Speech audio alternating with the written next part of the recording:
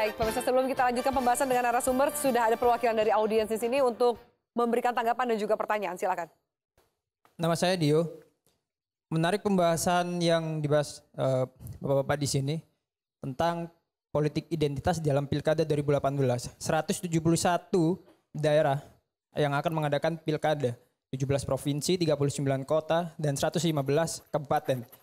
Ada daerah rawan kecurangan atau daerah rawan ketika pilkada. Ditambah lagi dengan tentang isu SARA yang ada di sosmed sudah dijelaskan dengan saya kutip dari Mbak Rustika bahwa dari Sabang sampai Merauke politik atau hate speech tentang SARA itu tetap terus dilakukan sampai sekarang. Dan menjelang pilkada 2018 itu pasti akan semakin terus meningkat trennya. Begitu. Nah, ini saya sebagai masyarakat timbul sebuah keresahan ketika bangun pagi melihat sosmed yang dibicarakan, kalau tidak meme tentang adu argumen atau pendapat tentang lagi-lagi SARA yang dibicarakan oleh teman-teman saya dan juga orang-orang yang ada di media sosial saya. Media sosial ini sebuah keniscayaan yang tidak dapat dihindari. Dan menjelang pilkada 2018, partai politik, saya mengutip dari Pak Daniel, ujung tombaknya adalah parpol. Memang pemerintah sebagai lembaga eksekutif, regulasinya memang di pemerintah. Tapi di pilkada ini adalah pilkada. Dan yang menjadi ujung tombak adalah pemain utamanya adalah partai politik. Partai politik. Apa yang harus dilakukan parpol supaya isu SARA ini, terutama untuk calon-calon nanti kepala daerah, ketika mereka berkompetisi untuk menjadi kepala daerah, itu apa yang harus dilakukan parpol sebagai ujung tombak? Apakah ada mekanisme tertentu, teknis tertentu, sehingga tidak ada lagi isu SARA yang bermain di sini? Oke, baik. Terima kasih. Pertanyaan yang baik. Pertanyaan Anda ditujukan untuk? Bapak Joni dan... Oke, perwakilan dari partai politik. Pak Riza dan Bang Joni, silakan. Jadi setuju sekali ya bahwa pemilihan umum kita, pilkada kita itu harus pilkada yang berkualitas, pilkada yang nanti mampu menghasilkan pemimpin yang berkualitas. Untuk itu ada satu peran krusial dari penyelenggara pemilu. Ya, penyelenggara pemilu dalam hal ini harus tegas ya, membuat sanksi kalau perlu diskualifikasi kepada calon-calon yang mengkapitalisasi isu SARA untuk kepentingan kemenangannya saja. Ya. Ini perlu. Sama halnya dengan money politik. Penyelenggara pemilu harus juga secara tegas ya untuk mengambil tindakan kalau perlu mendiskualifikasi sehingga ada jerak.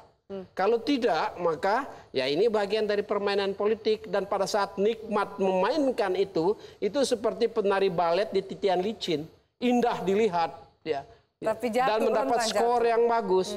Tapi kalau penyelenggara pemilunya betul-betul tegas, maka dia jatuh dan patah dan kita kuburkan isu-isu itu, jangan sampai merusak kehidupan berbangsa dan bernegara. Oke. Tanggapan dari Anda, Pak Riza.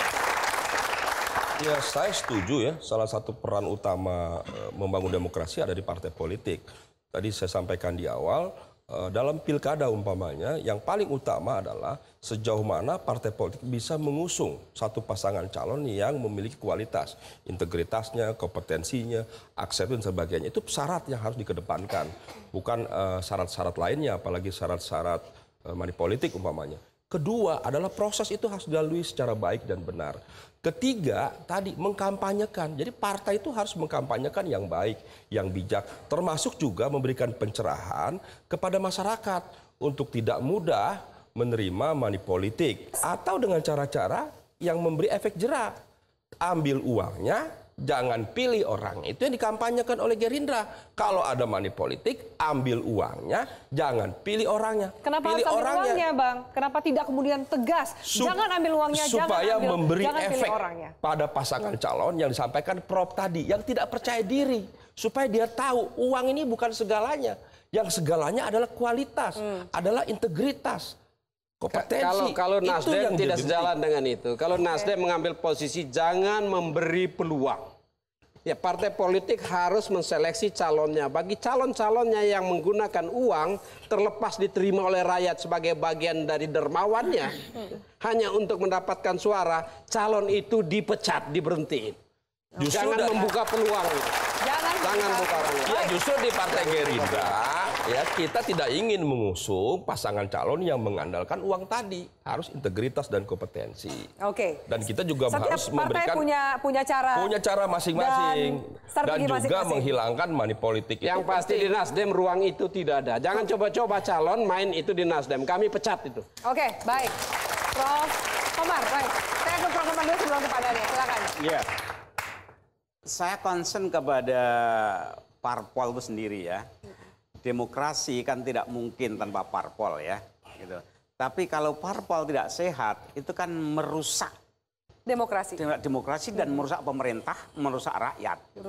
Nah selama ini teman-teman saya, junior saya, udah banyak yang masuk parpol, dia merusak parpol atau dirusak parpol. Gitu. Maka yang sudah, please, enough is enough. Sebagai lesson learn. Yang rugi kita semua. Udah dia dari bawah meniti karir pendidikannya, organisasinya, sampai di puncak. Kemudian ke jungkel KPK. Apa? Karena di parpol itu tidak dijaga. Jadi kulturnya, birokrasinya, kondisinya, bahkan jadi ujung tombak untuk cari duit dan sebagainya. Nah ini yang rugi itu ya kita semuanya. Maka hendaknya parpol di samping dia berkompetisi, mikir kemenangan dirinya, please, mereka bersama-sama membangun bersama kultur demokrasi yang sehat dan menjaga kader-kader yang baik ini. Jangan rusak. Tanggapan Anda padanya. Jangan sampai parpol malah jadi bibit korupsi ke depan. Ya saya nyambung aja, yaitu bahwa bukan saja rugi secara biasa, ruginya itu politik Indonesia menjadi sangat-sangat mahal sekali. Mahal itu dalam arti kalau seorang mau menjadi anggota DPR pusat misalnya, dia harus menyiapkan uang sekian miliar untuk bermain-main itu. Itu artinya bahwa kumpulan dari semua uang seperti itu menjadikan politik Indonesia begitu mahal. Dan jangan-jangan yang termahal yang ada di sekitar taruhlah Asia Tenggara atau Asia ini bahkan. Dan kalau itu terjadi sangat-sangat merugikan. Baik, kita akan jeda. Bapak-bapak terima kasih. Menjawab soal demokrasi, lalu bagaimana masa depan dari demokrasi kita dan juga mengembalikan etika ke diri masing-masing politisi dan juga partai politik. Sesaat lagi di Opsi. Bagaimana Anda melihat etika politik hari ini di Indonesia? Sudah pasti sangat jelek. Serusak itu? Serusak itu.